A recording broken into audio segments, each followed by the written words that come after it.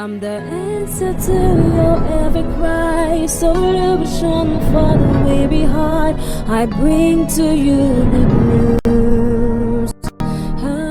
Angibingelele egameni likaJesu kuphi nakuphi lapho ukhona khona upholeke nalelithuba lekulalela iRhapsody emaqiniso lebhalwe ngumfundisi Chris oyakhilwa DSCDD. Namuhla ngilesine 12 kuFebruary 2026.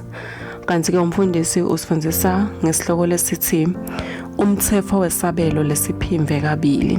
Amen.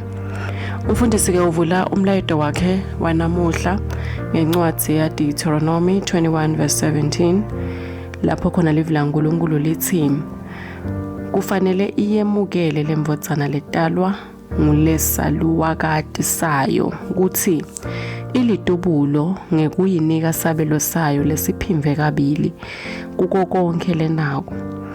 Leyo mvodzana ngiyona iluphawu lwekucala lemandla eyise lilungelo lebutubulo layo. Amen. Umfundisi uyachubeka ke uthi labaningi abakuconzi kahle lokhu liBhayibheli lelikubita ngemgomo noma umthefo wesabelo lesiphimve kabili. Ngalomgomo asesithi nje imvodzana lenemavodzana lasifupha lebekudzingeka iwabele umcebo wayo. Bekudzingeka umcebo wayo ibuhlephule ube dingcenye letisikhombisa letilinganako. Bese imvodzana ngayinye itfola ingcenye yinye. Bese lengcenye yesikhombisa seyinikwa imvodzana yekucala. Lengcenye lengetulu kulemvodzana yekucala isho ukuthi ipfole sabelo lesiphimve kabili. Ipfole lokuphimve kabili kuloko lokupfolwe ngilabanye. Akusho ukuthi upfole lokuphimve kabili kuloko uyise abenako. Sabelo salokuphimve kabili sililungelo lelitubulo. Siluphawu lwekuceba, siluphawu lwebuholi nebundlalifa emindenini.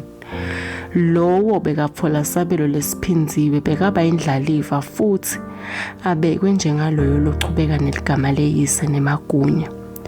Genesis 48 verse 5 kuyakusisa usikhombisa ukuthi Ruben litubulo lakaJakobe bekufanele afole sabelo lesiphinziwe kodwa samlahlekela ngenxa yekona kwakhe. Lesabelo sabe sesinikwa Josefa lo wasitfola ngemavodzana akhe bo Ephraim naManase. Kungako kwagcine kunetive letehlukene kabili saka Ephraim nesaka Manase emva kwaJosefa esikhundleni sesive sinye. Wona lowo mgomo lofanako nguwo bekakhuluma ngawo Elisha nakathi ku-Elijah ngicela ukuthi ungiphe sabelo ebundlalifa semoya wakho sasiphinzwe kabili. 2 Kings 2 verse 9. Abengaceli lugcobo loluphinziwe kuloko Elijah bekanalo. Bekungendeka kanjani vele lokho kodwa bekacela kwabelwa sikhundla sa-Elisha njengemprofethi loholako njengelitubulo kubaprofethi bebakhona. Ngesikhathi Elisha athapha inqola yemlilo, Elisha wakubona kwendeka sembafo sa-Elisha sawo. Elisha wasibutha nakabuyela emfuleni iJordan wabuda uphi simakathe uNkulunkulu wa-Elisha. Futhi washaya lamandi umfula wavele wahlukana ekhazi njengoba bowendile Elisha. Ngesikhathi amavodzana abaprofeti akubona lokho bamkhothamela Elisha bathi moya wa Elisha sewehlele Elisha. 2 Kings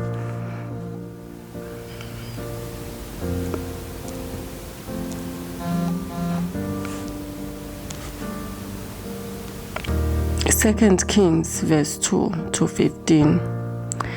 Babona ukuthi lowo moya lofanako lelo hovisi lelifanako leprofeti nemagunya bese lisedikwa Elisha. Ngulowo ke umlayeto longiwo wemthefo wesabelo lesiphimve kabili. Kwabelwa sikhundla nemagunya lafanako hayi nje kucela emandla langetiwe noma lugcobo loluphinziwe kude imbole njalo so uvele unamoya lokuphila kuwe ngekuphelela kwakhe. Haleluya. Kuqhubeka nesifumvo ngafunza John 3 verse 34 nekubasa Efesu 3 verse 17 kuya ku-19. Kulesikhathi sanyalo sitawushona ngomthandazo. Babe lothandzekako, ngiyakubonga ngekungipha kuqonza ngelivi lakho. Ngihamba ngekwati umcebo wami kuKristu. Ngisebenzisa emandla nemagunya njengendlalifa yakho. Livi lakho likhanyisa indlela yami futhi lingenda ngikhona kusebenta ngenhlakanipho nangeliciniso. Egameni likaJesu Kristu. Amen. Siyakumema kwekuthi wende Jesu Kristu inkosi yempilo yakho ngekuthandaza kanje. Nkosi uNkulunkulu, ngiyakholelwa ngayo yonke inhliziyo yami enkosini Jesu Kristu, imvodzana yaNkulunkulu lophilako. Ngiyakholwa wangifela